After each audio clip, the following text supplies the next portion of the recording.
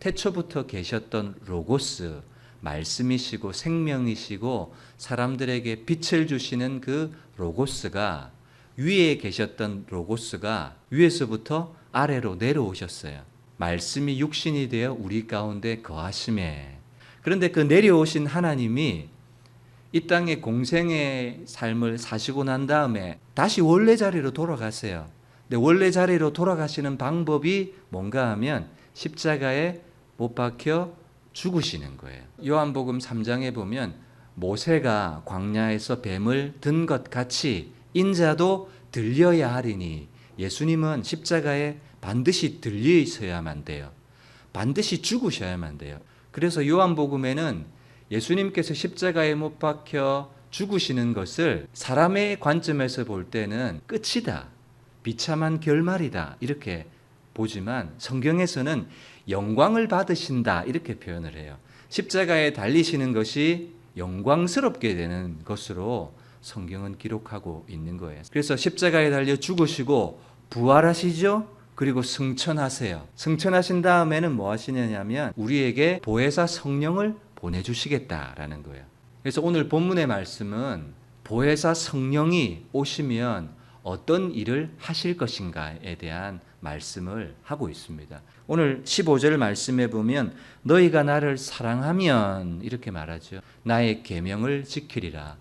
여러분, 누가 예수님을 사랑할 수 있습니까? 예수님을 영접한 사람, 다른 말로 얘기하면 십자가를 통과한 사람, 예수님의 십자가와 부활을 마음에 받아들인 사람만 예수님을 사랑할 수 있어요. 십자가와 부활을 믿지 않고는 예수님을 사랑할 수 있을까요? 예수님을 사랑할 수 없어요. 뭘 사랑해요? 세상을 사랑하죠. 세상에 있는 것들을 사랑하죠. 육신의 정욕과 안목의 정욕과 이생의 자랑을 사랑할 뿐이죠. 예수님께서 나를 사랑하셔서 십자가에 못 박혀 죽으시고 나의 죄를 사해 주셨고 그리고 부활하셨다는 사실을 믿어야 예수님의 은혜에 감격할 수 있고 나를 사랑하신 예수님을 나도 사랑할 수가 있는 거예요. 그리고 나를 사랑하면 나의 계명을 지키리라 이렇게 얘기를 하죠. 여러분, 여기 나오는 나의 계명이라는 것은 무슨 계명일까요? 좁게는요, 13장 34절에 있는 새 계명을 너희에게 주노니 서로 사랑하라 라는 말씀, 그리고 넓게는요, 예수님께서 주신 모든 말씀이 예수님께서 주신 계명이에요. 십자가와 부활을 믿지 않고서는 예수님을 사랑할 수 없는 것처럼 예수님의 말씀에 순종하는 것도 마찬가지예요. 누가 예수님의 말씀을 듣고 그 말씀에 순종할 수가 있는가 하면 십자가와 부활을 믿고 그 성령을 받은 사람이 예수님의 말씀대로 살고 싶은 마음이 생기고 소원이 생기는 거예요. 내가 예수님 말씀대로 살고 싶다, 예수님 뜻대로 내 인생을 살고 싶다라는 마음의 소원이 생긴다고요. 예수님 믿기 전에는 어떻게 살고 싶어요? 세상 사람들처럼 살고 싶어요. 나도 돈 많이 벌고 떵떵거리면서 다른 사람들을 좀 부리면서 그렇게 살고 싶은 마음이 있어요.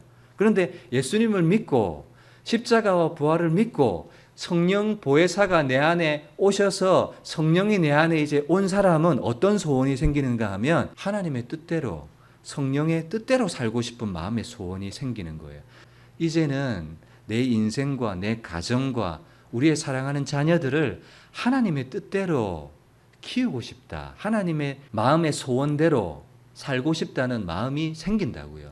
그래서 예수님도 너희가 나를 사랑하면 나의 계명을 지키리라, 이 말은 참 함축적인 말이에요. 누가 예수님을 사랑하고 예수님의 말씀에 순종할 수 있는가 하면 십자가의 은혜를 경험하고 부활하신 예수님을 믿고 그 사람에게야 누가 와요? 보혜사 성령이 오시기 때문에 성령을 받은 사람은 이제 예수님의 계명, 예수님의 말씀에 순종하고 싶은 마음이 생기는 거예요.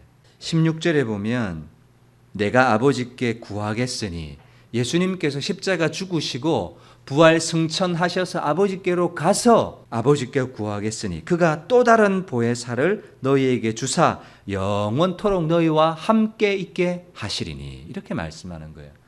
그래서 예수님을 믿지 않는 사람은 세상에서는 잘 나가는 사람일지 모르나 오늘 요한복음에 의하면 뭐라고 기록하느냐면 고아다 이렇게 기록을 해요. 고아. 여러분 고아는 누가 없어요? 부모가 없어요.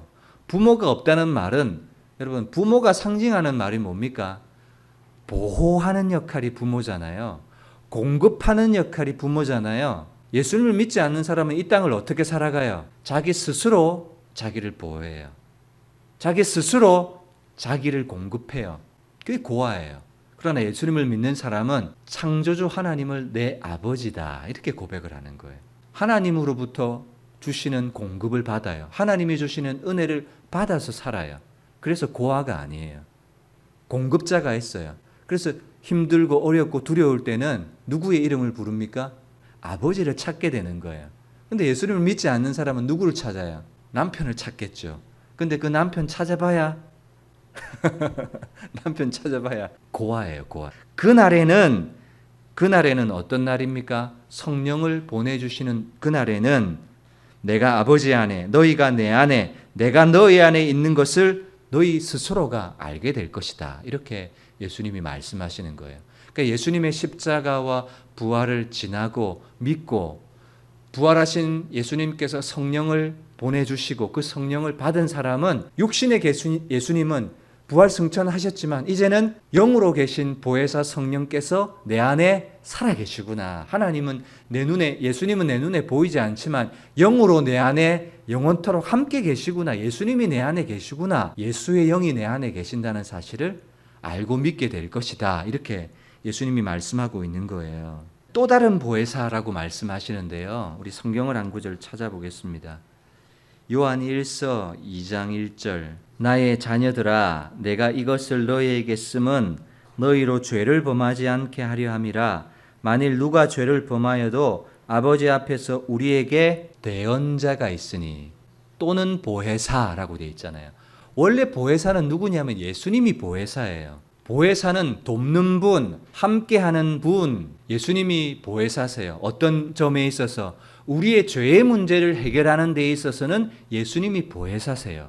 그런데 또 다른 보혜사를 너희에게 보낼 것이다 라고 할 때 이 보혜사는 어떤 보혜사인가 하면 우리와 함께 계시겠다. 우리 속에 영원히 거하시겠다. 이렇게 말씀하시는 거죠. 그래서 성령이 우리 안에 계셔서 우리로 하여금 하나님을 예배할 수 있는 마음을 주시고 하나님 말씀대로 살 수 있게 해주시고 예수님을 사랑할 수 있는 마음을 우리에게 주시는 거예요. 그런 역할이 보혜사 성령이 하시는 일이에요. 진리의 영이시잖아요. 그래서 진리 가운데로 우리를 인도한다고요. 진리는 뭡니까? 하나님을 예배하는 자리에 오게 하고 예수님을 사랑할 수 있는 마음을 갖게 하고 이 땅에 소망을 두고 살지 않게 하고 하나님 나라의 소망을 가지고 살아갈 수 있도록 성령께서 우리 안에서 그 일을 하신다고요.